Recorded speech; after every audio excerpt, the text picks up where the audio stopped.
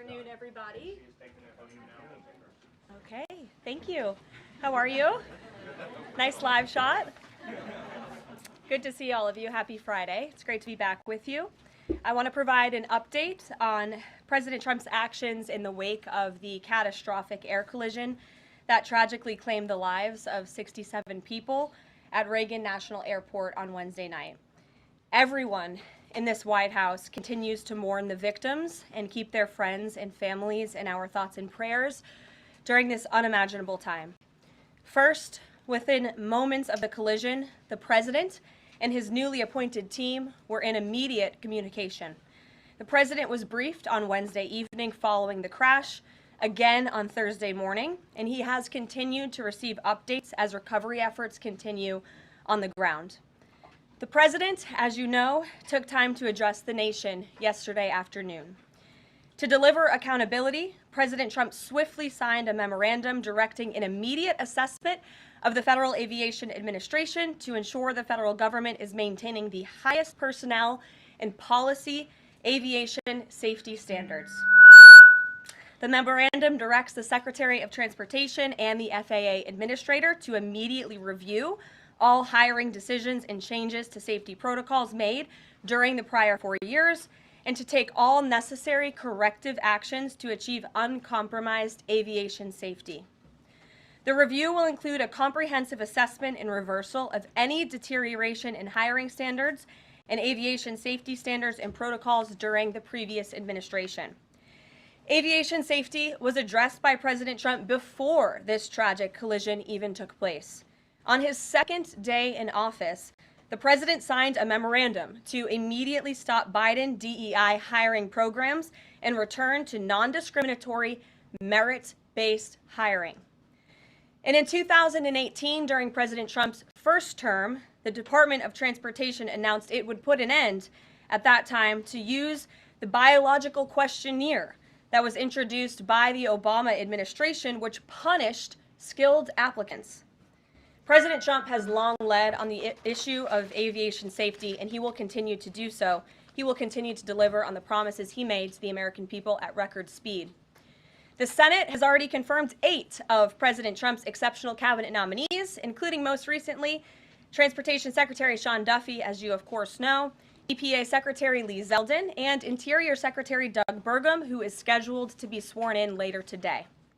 We expect the Senate to continue quickly confirming the remainder of President Trump's well-qualified nominees in the days ahead. Earlier this week in the East Room, the president proudly signed the Laken-Riley Act into law, surrounded by Laken's loving parents and sister. This common-sense bipartisan law mandates the federal detention of illegal aliens who are accused of theft, burglary, assaulting a law enforcement officer, and any crime that causes death or serious bodily injury, like the animal who murdered Laken-Riley in cold blood.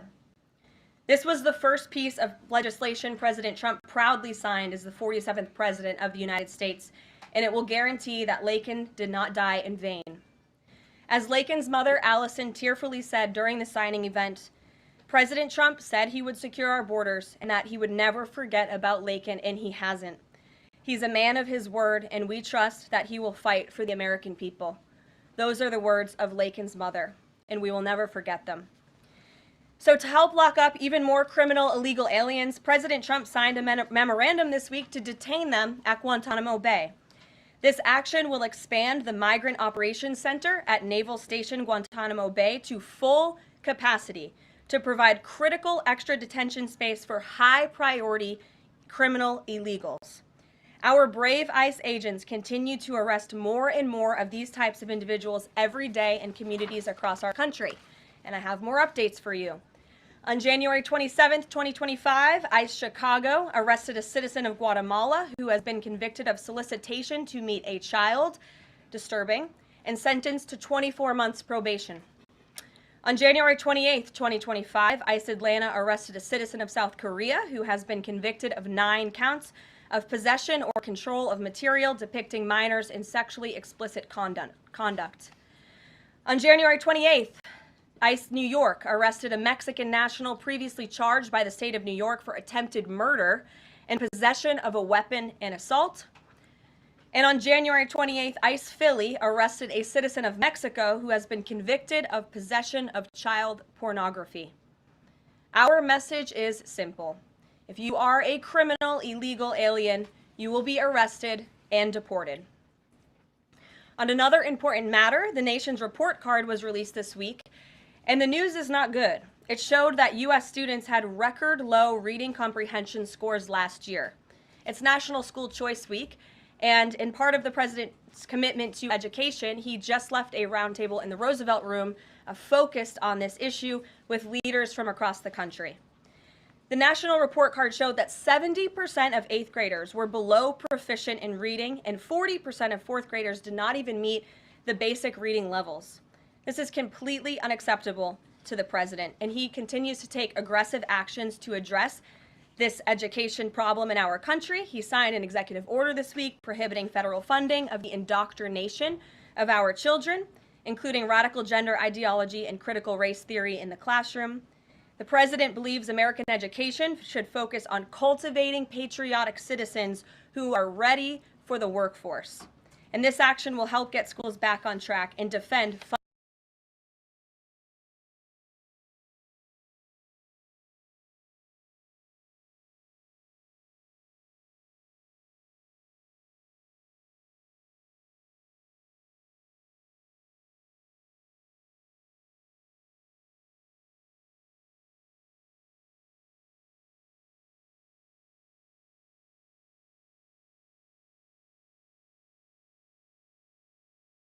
fundamental parental rights in education. The president also signed a school choice executive order expanding educational freedom and opportunity for families. And in lighter news, but in exciting news, after announcing our briefing room changes on Wednesday, this White House has received more than 10,000 submissions from individuals across the country who are eager to join all of you. We might have to make this room a little bit bigger to do that, who want to participate in our new media seat at a future briefing. So in this seat today, we have the Ruthless podcast. They humbly started by entertaining small audiences on Capitol Hill, but after 4 years, this program has become one of the most influential podcasts in America. They previously reached #1 on the charts and earned over 25 million downloads as they deliver political news with a humorous touch. The hosts are Josh Holmes, Michael Duncan, Comfortably Smug, and the man joining us today, John Ashbrook. So with that, I will take your questions. John, please kick us off. Thank you very much. You know, Caroline, in your first briefing, the media went after this administration for deporting illegal immigrants they claimed were not criminals. That's The right. question is, do you think they're out of touch with Americans demanding action on our border crisis? The media out of touch? I think the media it certainly is out of touch, and I think that's proven by a number of things, John. #1, there was a New York Times poll that was released prior to President Trump's inauguration by the New York Times, which of course is a legacy media outlet, that showed that 83% of Americans support deporting the individuals that you mentioned, illegal immigrant criminals, especially those who have committed heinous crimes in the interior of our country. And I received a very actually interesting statistic on this front from ICE this week.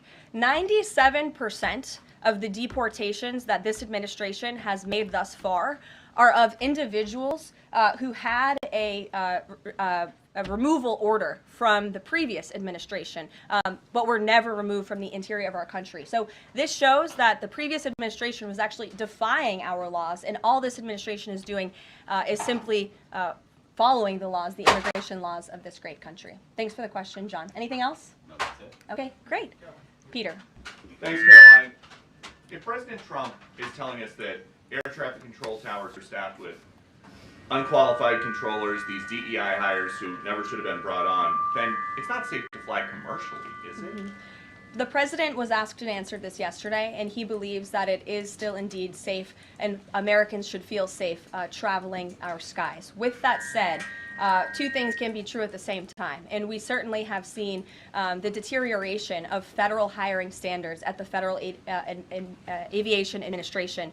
And the president wants to increase those standards. He wants pilots in this country who have the great responsibility of flying American citizens by the tens of millions every single day to be chosen for that position based on their merit and their skills. And so the administration will continue to prioritize this. Was the air traffic controller in the DCA tower on Wednesday night hired or not fired at some point because of his or her race? That investigation is ongoing. And so when we have updates on the exact individuals who were involved in the collision, including the air traffic controller, also the pilots of the helicopter and others, we will confirm those. I don't want to confirm names from this podium today. We're not in a position to do that. But I will say the president has still rightfully pointed out that there has been problems with the aviation industry over the past several years. And this started under Barack Obama in 2014. And when the president says on Truth Social, the Black Hawk helicopter was flying too high by a lot, it was far above the 200-foot limit, that's not really too complicated to understand, is it? Is he suggesting a helicopter malfunction or a crew error or a crew doing this intentionally? No, the president is simply stating what he said in that Truth Social post, which is that the helicopter was flying higher than it should have been, which is one of the reasons that led to this collision. And the other reasons for that are still being investigated, and I will let that investigation play out. Kelly. Some of our colleagues have obtained a memo from the Defense Intelligence Agency that talks about not holding any activities or programming related to Black History Month to be in line with the president's views on diversity, equity, and inclusion. Does the president plan to have a proclamation about Black History Month? In his first term, each of the 4 years of his term, he did so and called on those in government to have programming activities and celebrations.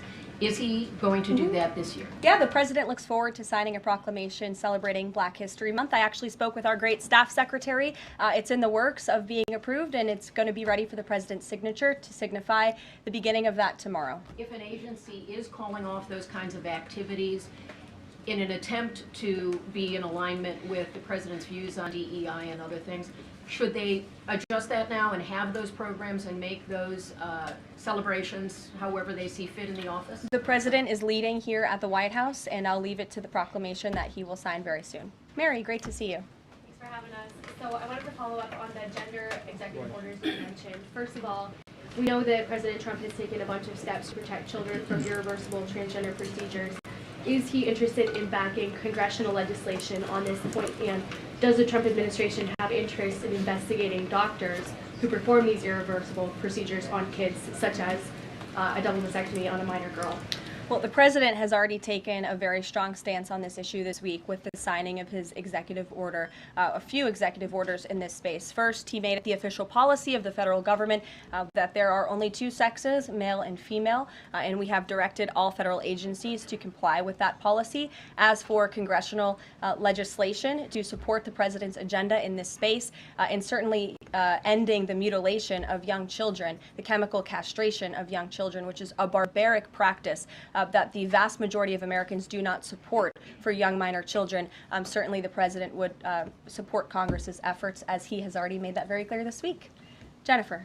On Rick Grinnell's trip to Venezuela to meet with Nicolas Maduro, is there anything you can share on timing on that, what his agenda is, what the mission of that trip is? Yes, so I can confirm that Rick Grinnell is in Venezuela today. I can confirm that Rick Grinnell is going to Venezuela, or is in Venezuela, with two immediate directives from the President of the United States.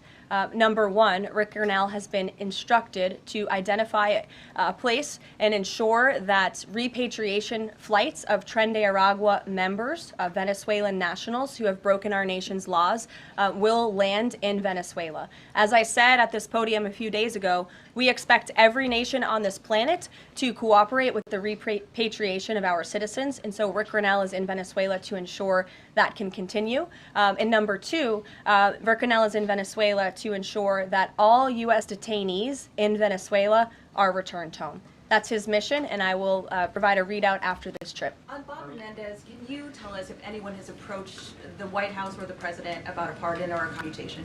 I have not been part of those discussions. If they have, I am not sure if they have, but I won't speculate on potential pardons that may or may not happen. To my awareness, the answer is no. Justin. Hey, friends at Reuters are reporting that the president has made a decision on the Canada and Mexico tariffs, but that they won't actually be implemented until March 1st. I was wondering if you could confirm that and talk through some of the president's thinking. I saw that report and it is false. I was just with the president in the Oval Office, and I can confirm that tomorrow, the February 1st deadline that President Trump put into place at a statement several weeks ago continues. The president will be implementing tomorrow a 25% tariffs on Mexico, 25% tariffs on Canada, and a 10% tariff on China for the illegal fentanyl that they have sourced and allowed to distribute into our country, which has killed tens of millions of Americans. These are promises made and promises kept by the president. The president yesterday said that last night he was planning to discuss whether an exemption would be made on oil imports. Do you have any information on what decision he made there, or will there be exemptions at all offered under this? I don't have an update or readout for you on the exemptions, but those tariffs will be for public consumption in about 24 hours tomorrow, so you can read them then. Stephen Nelson. Thank you very much, Caroline. I have 3 questions, if that's all right. I'd like to ask you about press freedom and then about 2 economic matters. Sure. On press freedom, on Tuesday you announced plans to roll back the more restrictive press badge policy of the Biden White House. But there's a different anti-press freedom policy I wanted to ask about. The Biden White House adopted a mysterious pre-screening process for journalists allowed into large event spaces that in the pre-pandemic days of the first Trump term were open to all journalists on campus. This effectively limited the diversity of reporters present and blocked the asking of questions that large segments of the American public wanted answered. As press secretary, can you commit to abolishing this mysterious pre-screening process? There were a lot of mysterious processes that my team and I have had to unravel over the past 2 weeks that were implemented by the previous White House and in particular the previous press shop here. And so I can commit to a greater access and transparency, which I believe we already have by ensuring that the 440 journalists whose credentials were revoked will be reinstalled. They will get their credentials if they wish to. We've also, of course, opened up a new seat to new media. And as far as open press events here at the White House, if we tell you it's open press, it's open press. So just to confirm, this pre-screening thing is something you're aware of and you'll work to undo to the maximum extent possible. When we say something is open press, it will mean it's open press. Economic matters, and I can just ask them both at once for Sure. you. In New York City, Governor Hochul's congestion pricing went into effect this month. Vehicles that drive through parts of Manhattan have to pay a $9 toll. President Trump has made clear his opposition. He said that it's, quote, the most regressive tax known to womankind. Will the administration be trying to block this? And the second question is, millions and maybe tens of millions of Americans who voted for President Trump were excited about his plans to do away with taxes on tips, overtime, and Social Security benefits. But there's uncertainty about the timing of this. So can you clarify for them when this is going to happen? And does President Trump want this to be in the first, all 3 of those in the first batch of legislation early this year? Well, to answer your question in one swoop, I will say that President Trump is committed to lowering taxes for Americans, cutting taxes for Americans. As for congestion pricing in New York, I do know that the president spoke with Governor Hochul about that. I don't have any, actions, so to speak, to read out for you on that issue today. Number 2, when it comes to no taxes on tips and Social Security, the president has made it very clear to our allies on Capitol Hill that is a critical piece of this reconciliation package, and he expects that his tax cuts from 2017, which put a lot more money back into the American people's pockets, those must be implemented, and no tax on tips. The president is intent on delivering on that promise, and he will get it done. And overtime also as part of reconciliation? Yes. Sure. Thanks, Caroline. Can you guarantee that those tariffs won't increase prices for Americans, including at the gas pump and the grocery store? I think Americans who are concerned about increased prices should look at what President Trump did in his first term. He effectively implemented tariffs, and the average inflation rate during the first Trump administration was 1.9%. In fact, when President Trump left office, it was 1.4%. So President Trump is going to do everything he possibly can to cut the inflation crisis that the previous administration imposed on the American people, and he will continue to effectively utilize If tariffs. those tariffs do increase prices for Americans, will the administration reverse them? That's a hypothetical question, and the president is intent on ensuring that he effectively implements tariffs while cutting inflation and costs for the American people. And, you know, the media has this way of just looking at everything in a microscope rather than looking at the whole of government economic approach that this president is taking. He will effectively implement tariffs. He's also, as I just answered from Stephen's question, committed to tax cuts. He's also clearly committed, as evidenced by his executive orders, to unleashing the might of our energy industry, which we know will eventually drive down inflation. And all the other economic measures that this president has made will have a Trump incoming economic boom, just like we saw in our first term. And has the White House Sure. found any? Fox Business, Yeah, yes, go thanks. ahead. Thanks, Caroline. You're welcome. The Justin Trudeau, the Canadian Prime Minister, said today that if the U.S. imposes tariffs, he will respond and he will not relent until the tariffs are removed. Are we seeing the start of a trade war with Canada? I don't think so. I think the president is going to implement those tariffs tomorrow, and he will respond to Mr. Trudeau's comments in due time, I am sure. What Sure. type of things have to happen? What does the administration need to see in order to avoid those tariffs? Well, the tariffs are incoming tomorrow on Canada, and the reason for that is because both Canada and Mexico have allowed an unprecedented invasion of illegal fentanyl that is killing American citizens and also illegal immigrants into our country. In fact, I have more language for you right here. Canada, Mexico, and China, which, as I mentioned, President Trump will implement a 10% tariff on China, have all enabled illegal drugs to pour into America. The amount of fentanyl that has been seized at the southern border in the last 2 years alone has the potential to kill tens of millions of Americans. And so the president is intent on doing this, and I think Justin Trudeau would be wise to talk to President Trump directly before pushing outlandish comments like that to the media. If I may, one more. Yes, Lindsay. Can I go back to the plane crash for one? Can I go back to the plane crash for just 1 second? You're interrupting your colleague, but Oh, I'm sure. sorry, I thought you called on me. Just I called on President. Lindsay. The president this morning said the Black Hawk helicopter was flying too high. I'm wondering if he's basing that on what he learned from investigators, and if you could offer a little bit more of a window into how he is keeping abreast of this investigation. Sure. Is the NTSB briefing him separately? Is he meeting in the Situation Room? You just sort of offer a window into that. Yeah, the president based that statement on truth because it is truth and it's fact, and it was relayed to him by the authorities who are overseeing the investigation into this horrific plane collision. And the president, as I said in my opening remarks, continues to be briefed on the collision by everybody across his cabinet, the Secretary of Transportation, the Secretary of Defense, the NTSB, who the commissioner there was in the Oval Office with him yesterday. Lindsay. I also noticed that he is not ordering Lindsay, go flights to ahead. be flown at half staff. Lindsay, go ahead. Thank you. In recent days, the CIA actually revealed that they do also believe that COVID-19 was from a lab leak in Wuhan, China. How is the president planning on responding to this additional intel from the CIA, and will it impact how he responds to them with tariffs? Yeah, kudos to John Ratcliffe for revealing that truth and that fact to the American people. Many years too late, the Biden administration had a chance to let the American people know the truth about that, and for some reason, they chose not to. I also would just like to point out that several years ago, when I was working in this press shop and President Trump would take to this podium to brief the American people on COVID-19, he suggested that COVID very well may have came from a lab in Wuhan, China. And many members in this very room mocked him for that, said he was spewing conspiracy theories. He was not. We now know that to be the confirmable truth. It took many years for it to come out, but the president was right in this instance again. Sure. Caroline, thank you. I wanted to ask about Secretary Rubio's trip to Panama first. Sure. What have the conversations looked like with President Trump on that? The president of Panama says it is, quote, impossible to negotiate over the canal. So what are you expecting from this visit?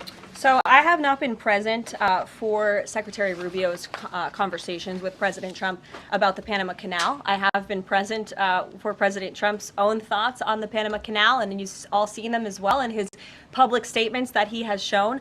He believes it's unacceptable that the canal is essentially run by the Chinese Communist Party. If you look at both ends of the canal, massive Chinese Communist Party linked companies run the canal. That's unfair to the American people, many of whom lost their lives many years ago building this canal. The American taxpayers are paying millions of dollars for the canal, and the president believes it's in our national interest as a nation for Secretary Rubio to go there and begin these discussions, and that's exactly why he's doing that. Caroline. Sure. Thank you very much, Caroline. Is the United States in the process of pulling out of Syria militarily? Because the president wanted to do that in his first term as well, and he had a lot of pushback from the Pentagon and Congress. And based on what he said yesterday, is he considering doing that in a short time? The president was asked and answered this question yesterday, and he, as the commander-in-chief of the United States military, reserves the right to review troop deployments overseas at any point in time. Is that a topic right now? Yes. Thank you.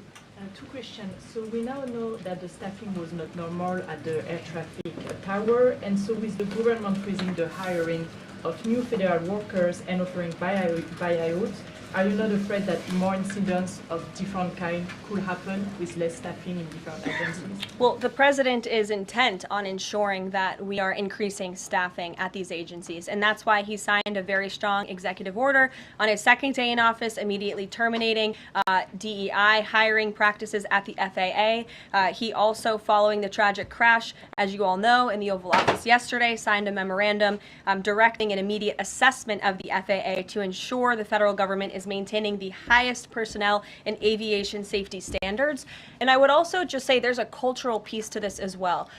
If you are an American who has spent many years studying aviation and you graduate from school and you're an air traffic controller based on skill and merit, and then you apply for a job and you're forced to fill out a biographical questionnaire asking you the color of your skin and asking you where you're from in details that aren't relevant at all to the job description, I think that deteriorates the morale of people in this industry. And if you talk to people in this industry, they'll tell you that. In fact, many of them filed a lawsuit against the FAA a couple of years ago under Joe Biden's administration because they were denied positions because of this DEI hiring practice that was putting identity politics over merit and skills. That's unacceptable. And I think just to put a fine point on this, because this is the third or fourth question I've answered on this subject, when you are flying on an airplane with your loved ones, which every one of us in this room has, do you pray that your plane lands safely and gets you to your destination, or do you pray that the pilot has a certain skin color? I think we all know the answer to that question, and as President Trump said yesterday, it's common sense. Rob Crilly. Yeah, I'd just like to follow up on that last question, actually.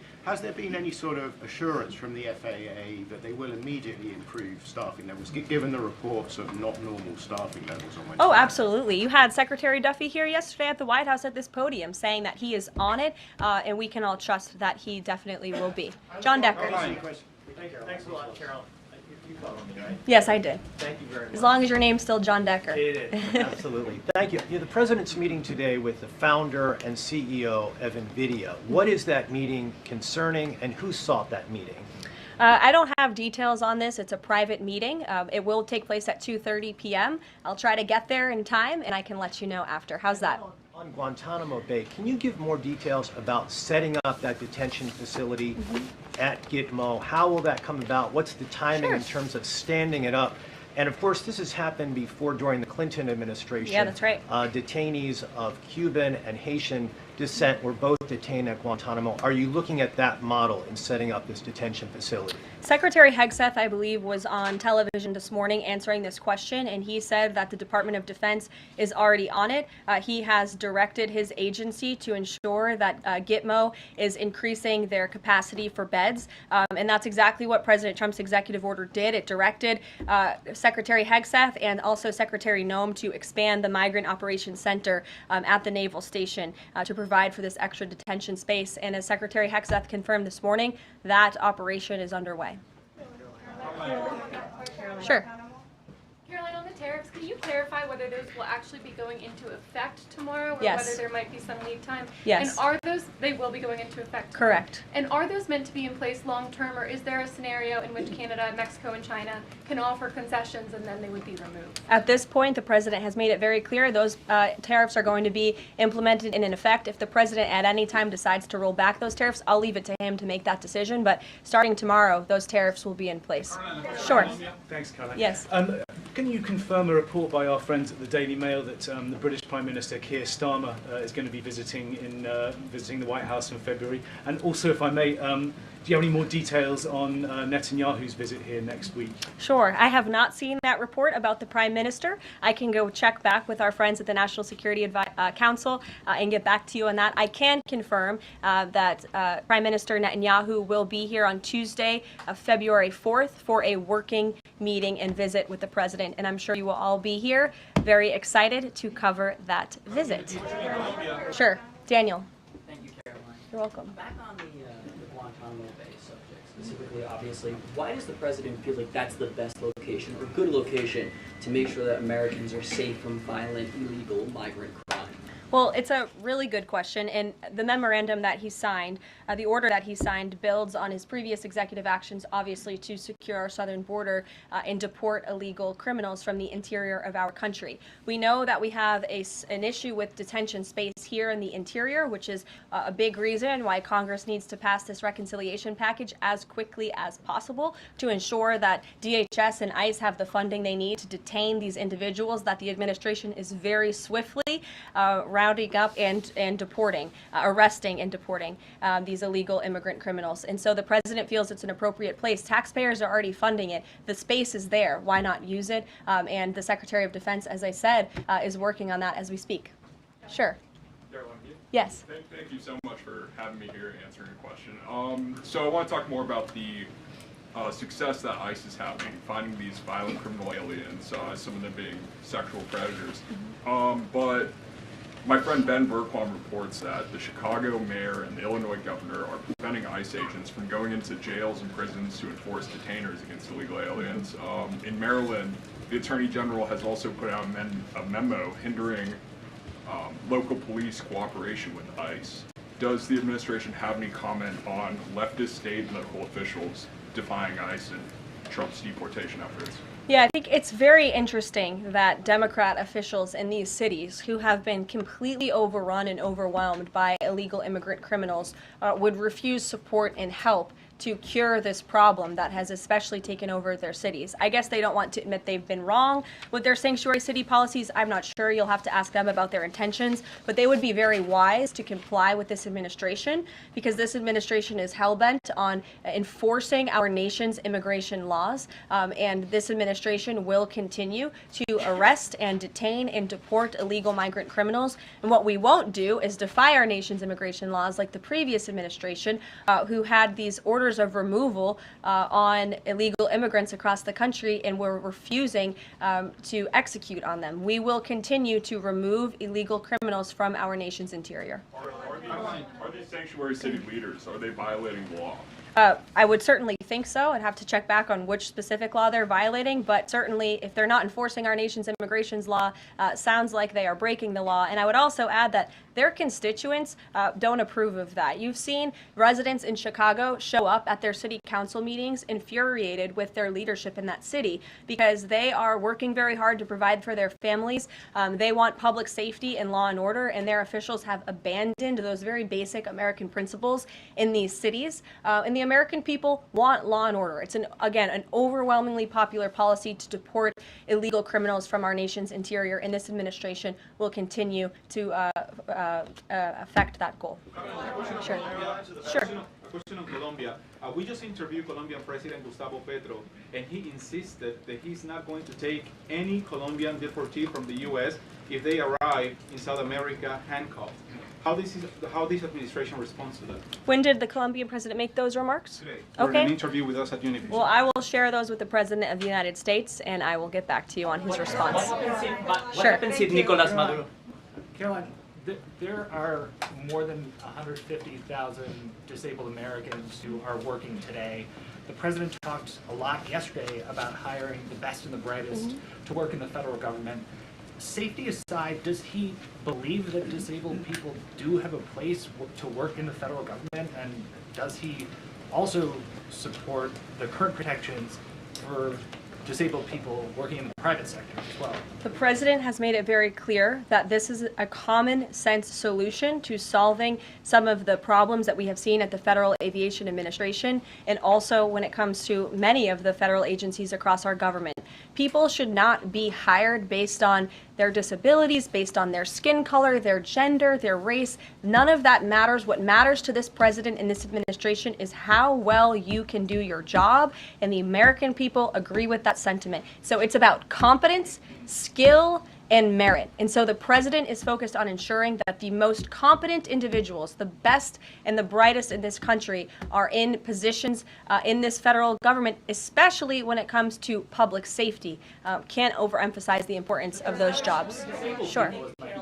So just follow up on her question before, President Trump is holding China accountable on fentanyl by ramping up tariffs. So how is President Trump planning to hold China accountable on COVID origins?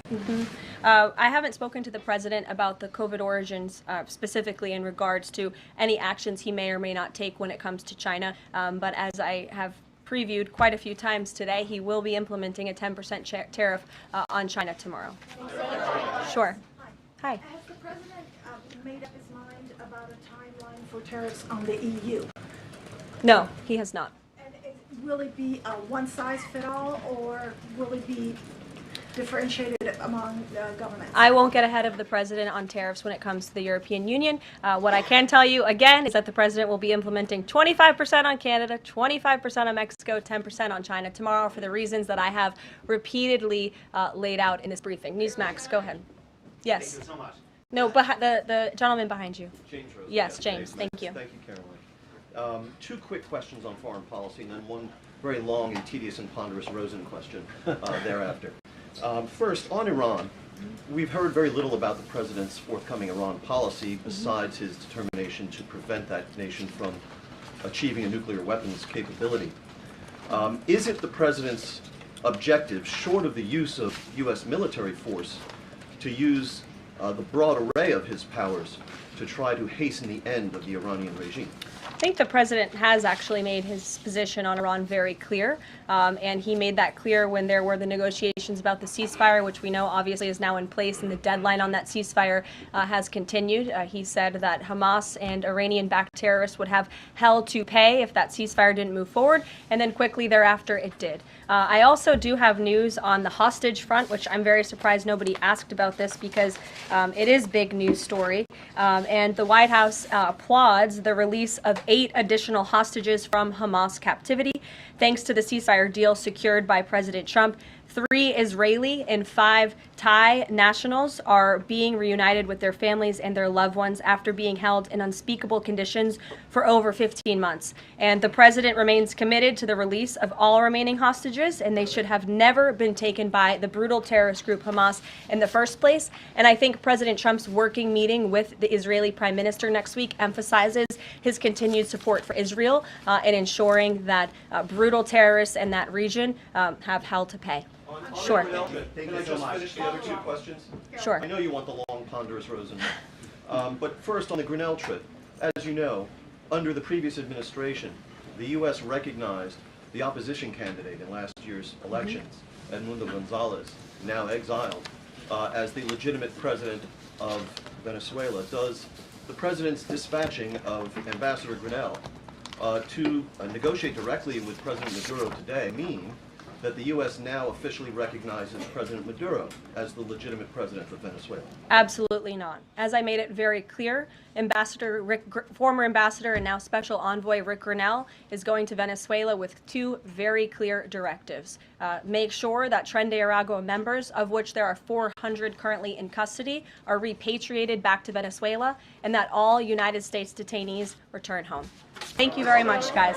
Just on the president's use of language in this room yesterday, sure. And without seeking to cast myself as some kind of moral exemplar because it's rather late in the day to try. Nonetheless, this was an event yesterday that began with a moment of silence for the victims of the air crash and the president's own invocation of, quote, a loving God. And then he uncorked that expletive to insult a former cabinet officer. It was the same expletive that I saw him use in the East Room in 2020 when he famously held up the Trump acquitted headline. My question is, if you could shed any light for us on how the president perceives his use of public profanity, which is a practice that certainly sets him apart from all of his predecessors. Does he regard it as an effective communications device, part of his appeal, or is it something that he lapses into inadvertently, perhaps in times of frustration and later regrets? I think one of the things that the American people love most about this president is that he often says what they are thinking, but sometimes lack the courage to say themselves. And I think yesterday at this podium, you heard President Trump express great frustration, perhaps even anger, with the previous administration's policies, many of which have led to the crises that our country is currently facing and that this president is focused on fixing. Thank you guys very much. Have a great weekend. We'll see you next week.